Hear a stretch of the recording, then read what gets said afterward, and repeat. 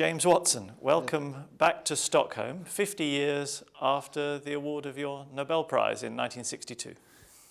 Yes, it was a fairy tale then. Now it's, sentimented. I have my wife with me. I was unmarried then, and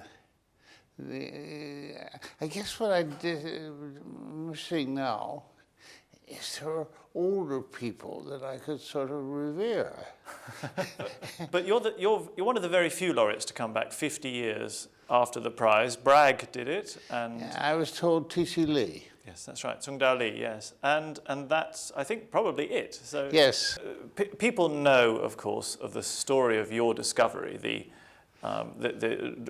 revelation of the molecular structure of DNA, more than perhaps they know of any other discovery from the 20th century. And that's partly because of the beauty of the discovery, partly because of the way you and Francis Crick told it in Nature in this very elegant paper, partly because of the book you wrote, The Double Helix, which tells the story very, very well, very vividly, and partly because of the dramatic impact of the discovery.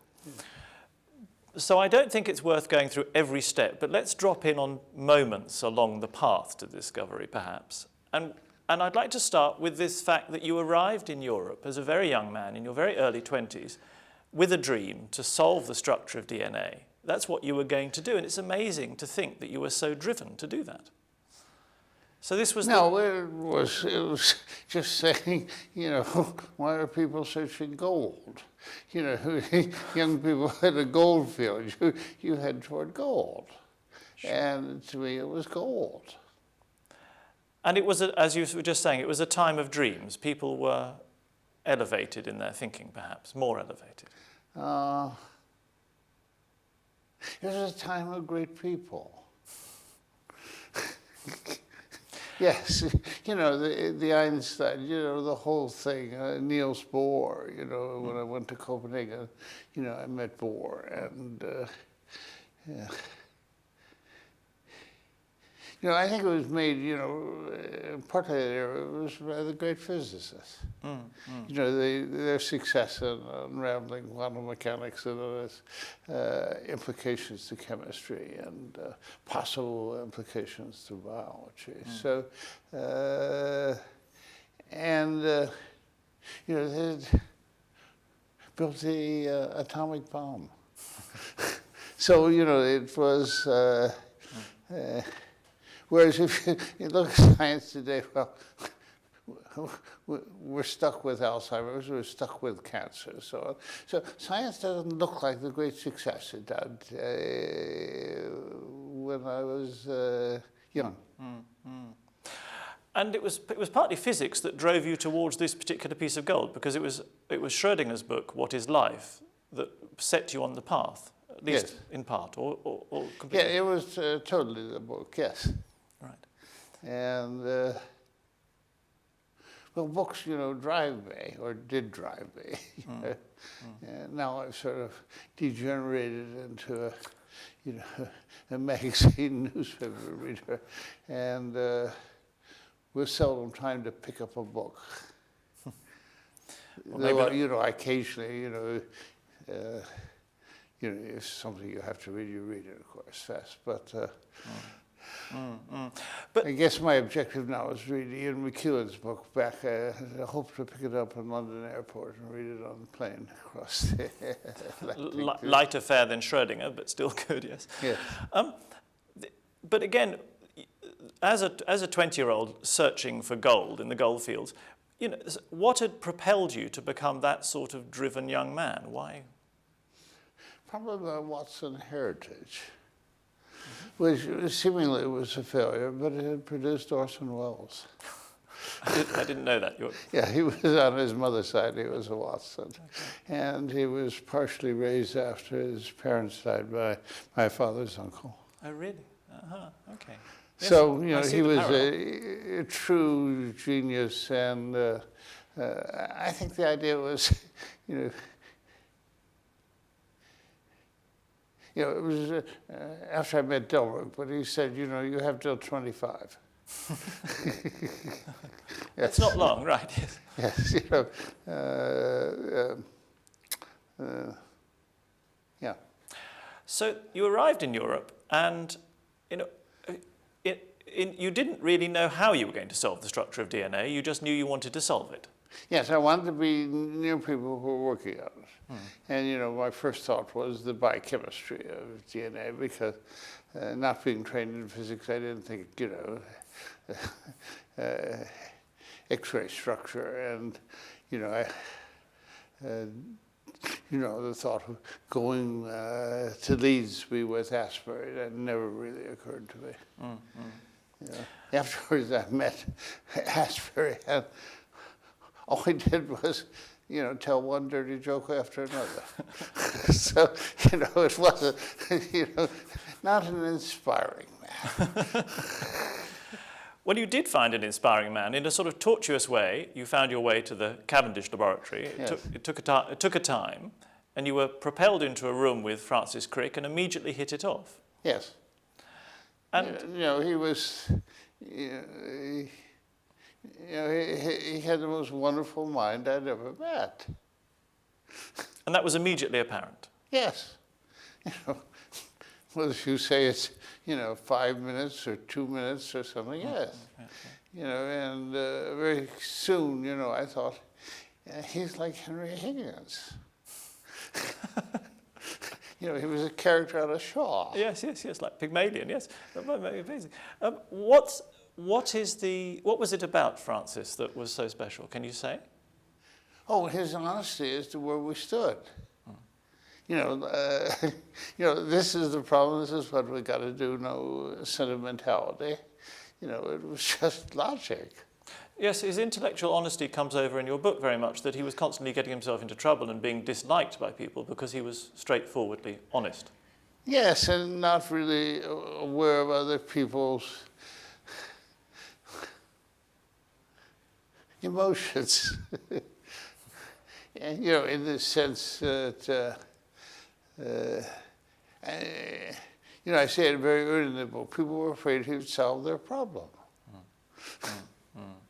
So he didn't mind stepping on toes. Because, you know, he didn't do experiments. So all he could do was think about the experiments of other people. So, you know, he was doing some experimental work in the Cavendish, but he knew it was very boring and wasn't going to, had no chance of, you know, yielding a profound answer.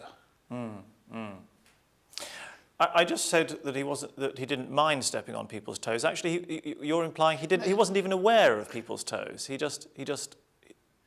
Yes, I think it was just a problem to be solved. You know, how do muscles contract? Or, you know, the sort of big unsolved problems that, you know, and the one, you know, in Cambridge, you know, he didn't come anywhere near us, you know, how the brain worked. There was a group of young scientists that had a club that was called the Hardy Club. And, you know, you were supposed to resign if you became FRS. But, you know, that didn't happen when Alan Hodgkin became FRS. You know, they met once a month and heard other people speak. So there was a really group of, you know, maybe 20 people in Cambridge who were, you know, thinking about the big problems. You know, the big unsolved ones. And, you know, and many of them, you know, came out of the, you know, Richard Keynes was Keynes, the Cambridge family. So there was a great minds, there was a sort of, to me, you know, the authority that comes from birth. You know, just the heritage of, you know, real learning every generation. Yes, a mixture of genetics and environment and just. Yeah, so you know, I wanted to be with people with long heritages because I thought there was more to learn from them. And, you know, to the extent, I tried to speak like them and think like them, and occasionally I get into trouble because sometimes you just understate something too much. Well, it comes over when reading the Double Helix that you were very much an observer of British life. It reads also a little bit like a travelogue of an American coming to Britain and just looking at the social scene. And there are all these meals constantly. You're going for tea and lunch and drinks, and so you were clearly enjoying the experience of. Well, I'd been a reader as a boy. I was never a social person, but my knowledge of life came not from meeting people, but from reading books. And so, the thought that of being a writer myself was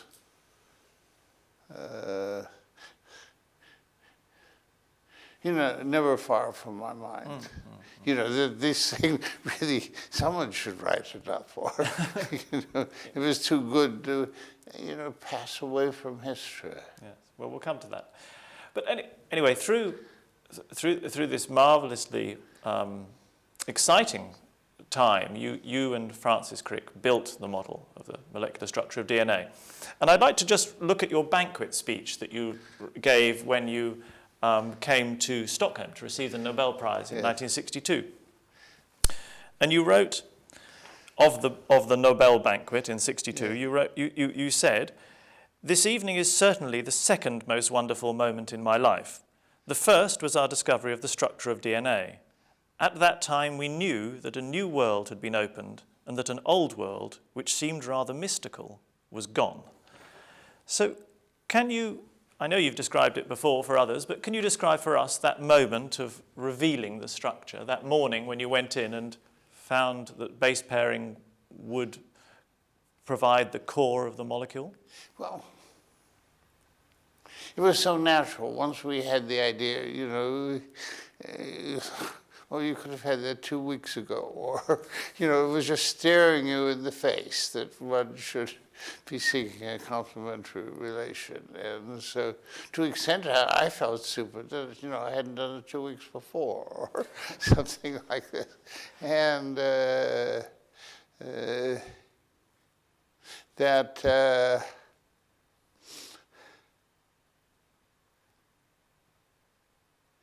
we talked about what in general, what the answer should look like, and the answer was what we thought it should look like.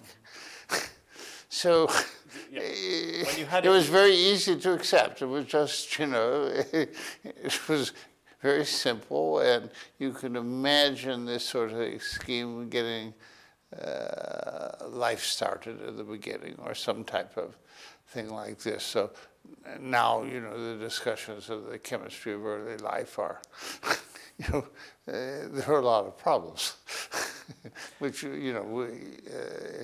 you don't quite even know what they were. But anyways, base pairing seemed a perfect way to copy molecules. So it just had it all, the molecule, and the structure, and you knew that it was right, and you knew you'd got it. Well, it was likely right. Could something that's true not be right? And could but something could something this? I don't think I was neurotic enough to worry 1% of the time that it was right, wrong. 99% of the time it was right. It's lovely. Again, it comes across in the book. But the question is, could something this beautiful not be right? It's a lovely idea that nature will be that beautiful. Yes,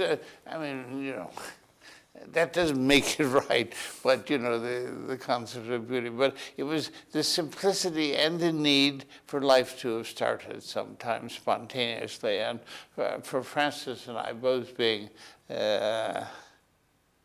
strongly anti-religious, not militantly, but that, religion was just totally irrational, and, there was no reason for believing any of it, of any religion. And In that way, Francis characterized Shaw. You just imagine a dialogue in Shaw, and it's like hearing Francis. But having the structure in your minds allowed you to pass God by. Well, it would make it easier for others too, because there was this belief among the physicists that, were there still new laws of nature which would permit life? Not God, but and Linus Pauling didn't like that at all. He thought, chemistry will do it as it exists then, and today we'll do it, and he was right. Now, the discovery is quite unusual in that they've made a feature film of it, and that there's this a film with Jeff Goldblum. Yes, it was never made for movie theaters. No. It was made just for TV, and it's an excellent movie. I didn't see it because when I saw it, I wanted someone who was physically like me too, and I thought, well, or more American, why not Woody Allen, or or I had thought you could make a really good movie at that time with the Beatles. Just take them in different parts. So, it would be different, but, it would be amusing. And but did they get it? Then I thought, well, who has some traits that I'm like? I thought, John McEnroe.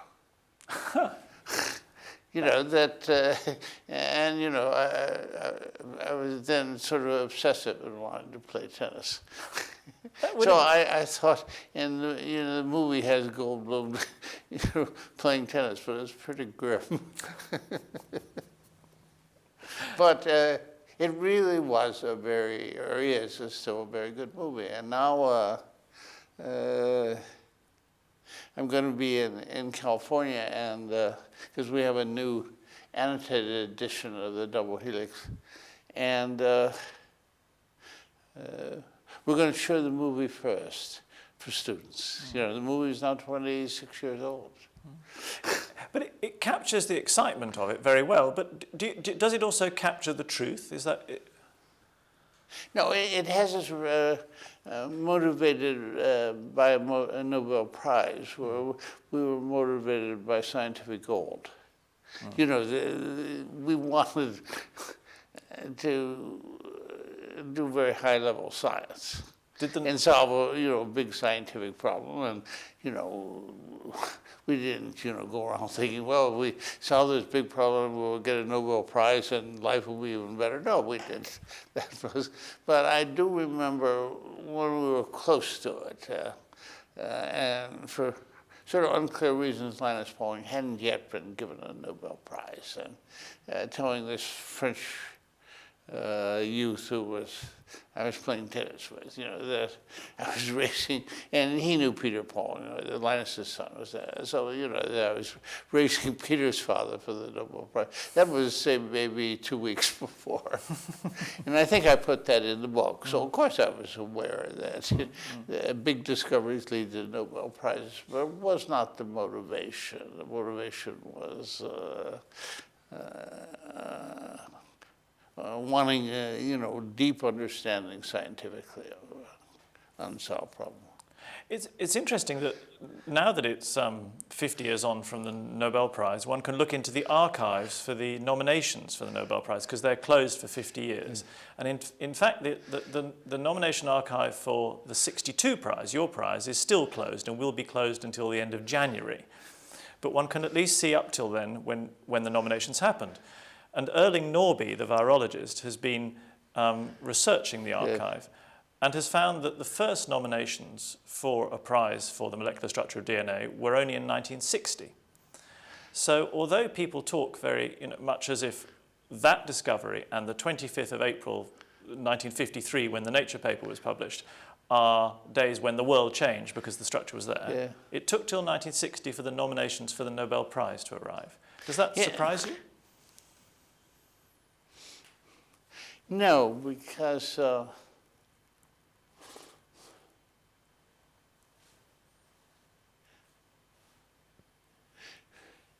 it was only in '61 that we found messenger RNA.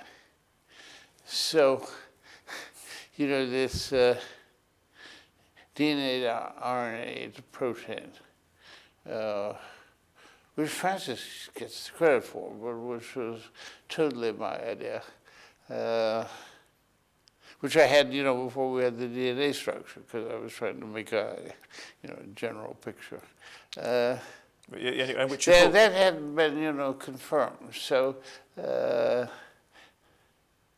Arthur Kornberg got the prize and had a copy of the DNA model, which was made by Tony Broad and at the Cavendish, and showing that when he got his Nobel Prize in 1959, I think. So one could have said, well, why didn't they? But I think, they were just rewarding Kornberg for being a good biochemist. Not for starting a new world, which was the world of molecular biology. But the point being that, although Alfred Nobel's will says that it should be for work in the previous year, of course that's not what happens, but that's what it says. And if there was a good example of the world being turned upside down by something in the previous year, you might have thought that people in 1954 would be saying, well, this is the thing. No, we didn't turn up the world. Most people went on and, there was no textbook in which it was there. I had to write the first textbook, and that came out in '65. And I really didn't have enough to put in the textbook, a complete enough story. We had to know the general mechanism of protein synthesis, and the book came out before we had all the letters of the genetic code. But, we knew we was going to soon have them. So, and, it was thinking of genetics at the sort of chemical level, molecular level. And so Francis applied to be the professor of genetics at Cambridge because the Cavendish was booting them out and they were in the unit. And Francis applied to be the professor of genetics. He was turned down. When was that? Which year? 1959, I Right, think. okay. So I'm just saying that, and it wasn't done because of, the Crick was too much to take. I think it was just done that the people didn't know that we were going to change genetics. It's very interesting. It says a lot about how. Yeah, it was R.A. Fisher retired. So Fisher retired. Francis was in Keyes College, so he slightly knew Fisher. And who told Francis to apply for the professorship of genetics? It would have been a terrible fate because there was no facilities to do molecular biology, and but that led, I think, to finally a decision must have been made soon afterwards to create the Laboratory of Molecular Biology and put it in the new hospital site. And it was hastened also by, I think after Francis did get that Harvard offered him a job. I never thought Francis would come to Harvard. I thought, it would be, it would be out of place.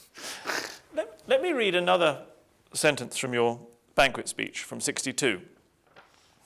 You say, I feel that it is very important, especially for us so singularly honoured, to remember that science does not stand by itself, but is the creation of very human people.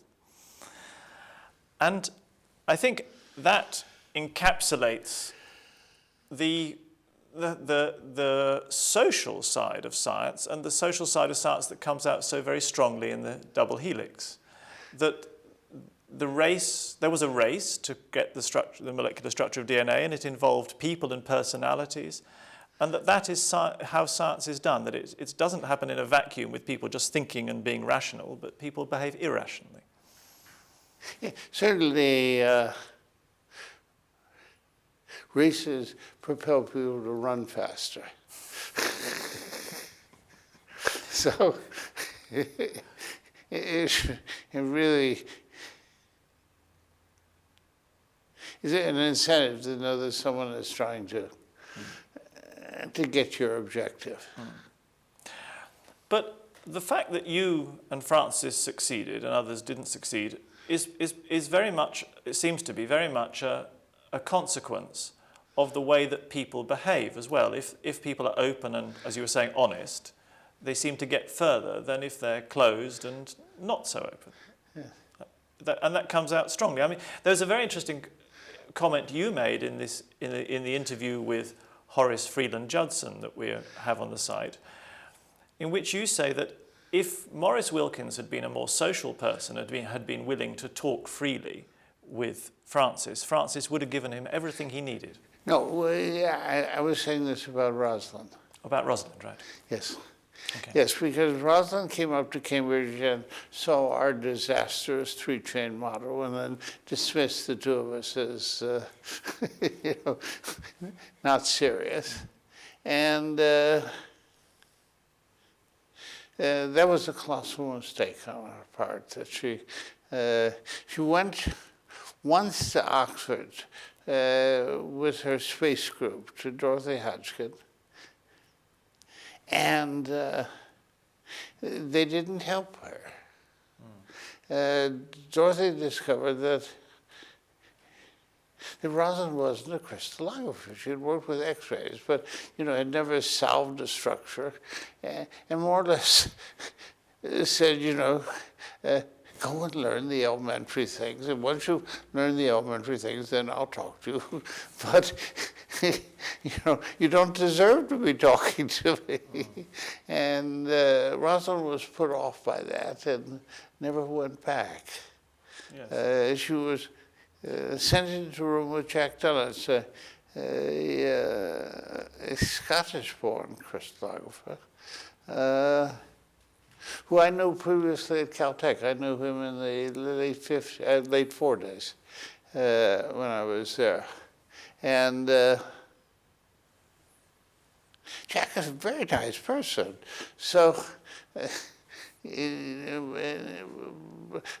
Rosalind didn't portray a personality when other people wanted to help her. I don't, know sure. why. Sure. You could have said she was, which I didn't realize at the time. She was too upper class. Her family was very wealthy, and I didn't realize it at all. And, but no one ever discussed it. But you didn't hesitate to seek advice and to just have open conversations with people if they could occur. No, because I wanted to know the answer. And I wasn't. I was motivated. I wanted to know the answer.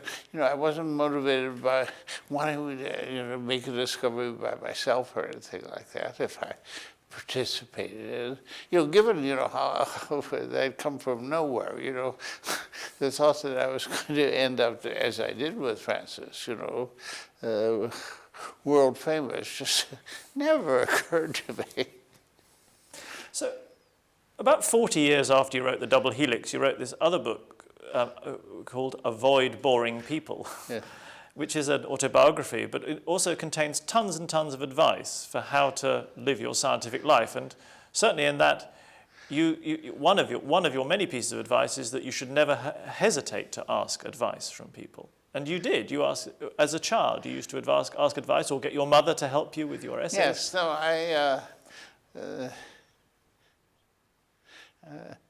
if it moves faster.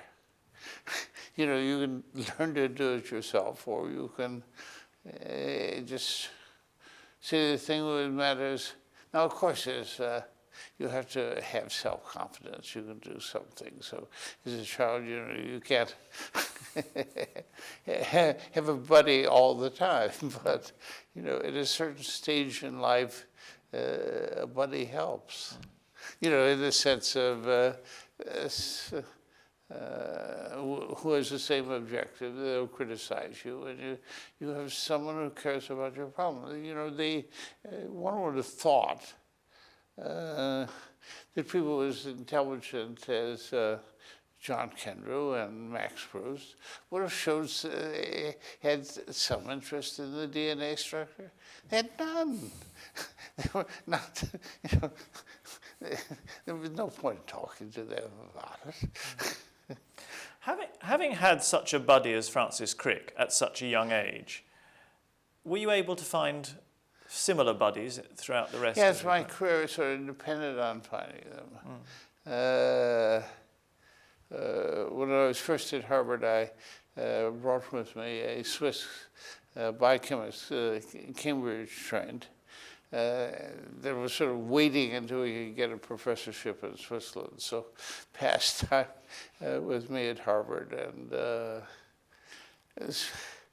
you know, he was, in this case, he was, you know, an experimentalist, and I'm not really an experimentalist. And then I had the enormous luck of becoming social friends of a young couple of Gilberts that I had first met when he was doing his PhD at Cambridge, an American from Harvard, Wally Gilbert, and then Nobel Laureate later. And then he, yes, you know, Wally did work for 2 Nobel Prizes, got one,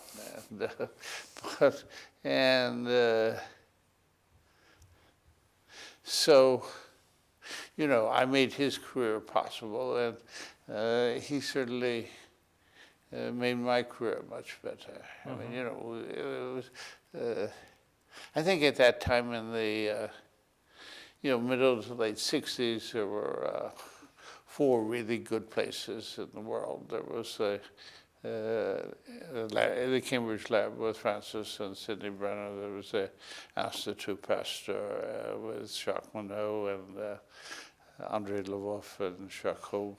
There was Stanford with Arthur Kornberg and Paul Berg, and our Harvard Lab.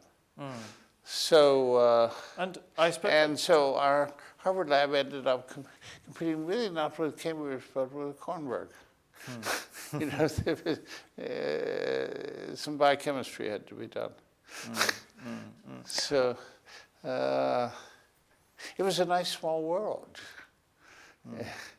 You know, I was just thinking, to add to that, Mike Brown and Joe Goldstein have just published this article in Science looking at the fact that 9 Nobel laureates were generated from NIH in a sort of very short period at the late 60s and very early 70s. So that was clearly also a hotbed of good science back then. It was a good biochemistry place. There was no... so you could say, of course, you know, the Nuremberg found poly-use, so there was a spectacular discovery in molecular biology out of NIH. NIH was, you know, it was a new building and filled with young people. There was a doctor's draft that doctors could be drafted, and, but they could instead go to NIH, and so people have said that was drove a lot of people to NIH who wouldn't have otherwise gone there. A lot of very high quality people. Very high quality, yes. So that's the other thing. I mean, your seeking out buddies also goes hand in hand with the fact that you often talk about the fact that it's so important to have very high quality minds in science. And indeed, you go further and say that, in fact, science is populated by many less high quality minds. Oh, I'm afraid yes, the majority of minds in science aren't of high quality. But that's seeing it from a very broad viewpoint. But they don't, they're not future oriented. They're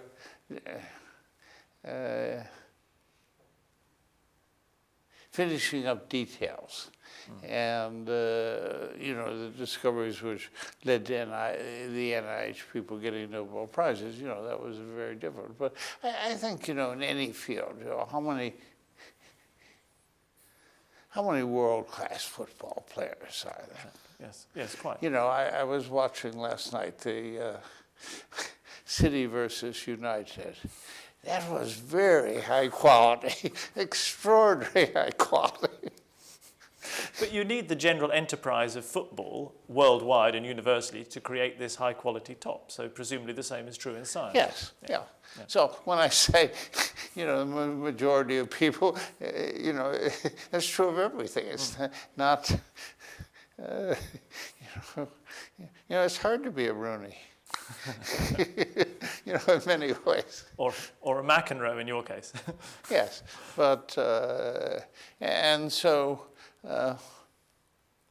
you really, you want to be on a good team.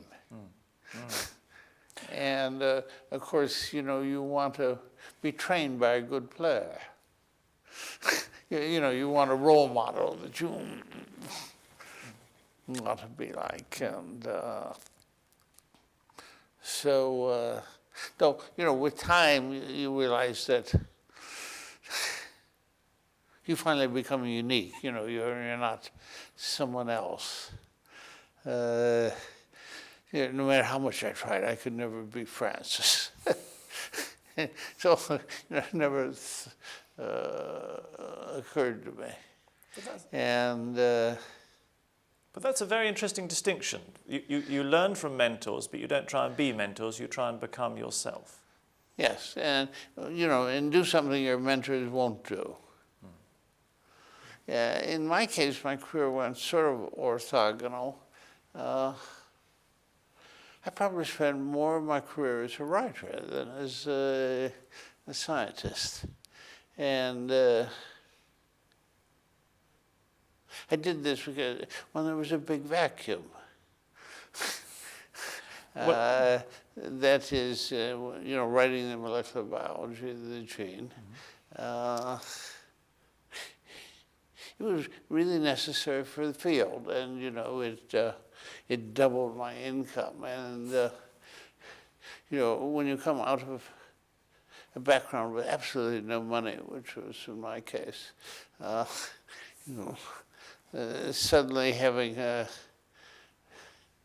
my textbook effectively doubled my Harvard salary.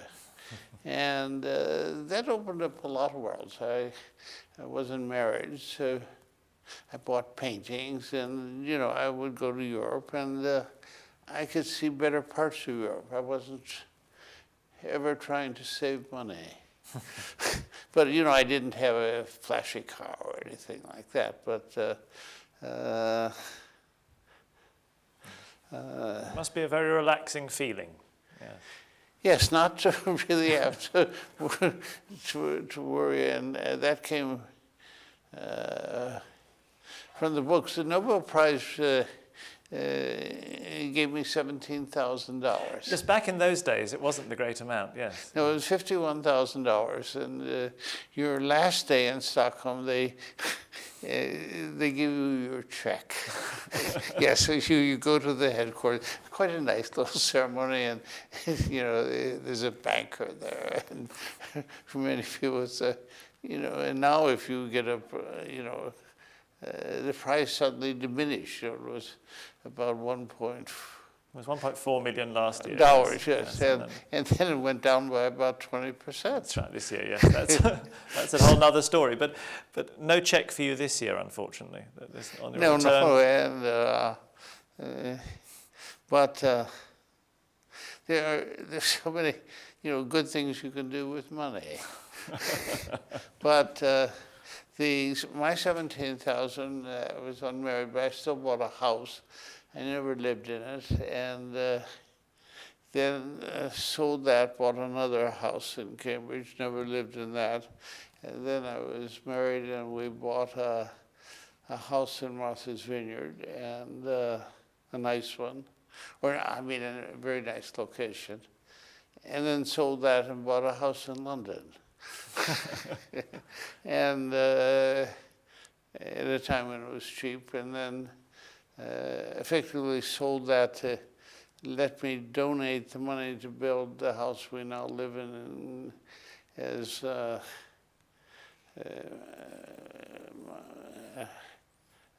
at Cold Spring Harbor. We've been there. So I paid for the house we lived in. It looks luxurious. It looks like a college president's house, but that's what it was built as, you know, a house where you entertain people. Well, it sounds like you invested Alfred Nobel's money more wisely, I'm afraid to say, than perhaps the Nobel Foundation did itself. We'll see. Well, or Francis went and bought half a boat. A rash gesture. A rash thing, a boat in the Mediterranean, which, you know, he discovered he never would sail himself. It had a captain. And Jacques Monod said that, yes, he had once seen Francis in a modest mood, and that was on his boat. So maybe not such a bad investment after all. So, good. Thank you very, very much indeed for speaking to me. And it's been such a pleasure having you here in Stockholm. So thank you. Well, it's sentimental for me to be back.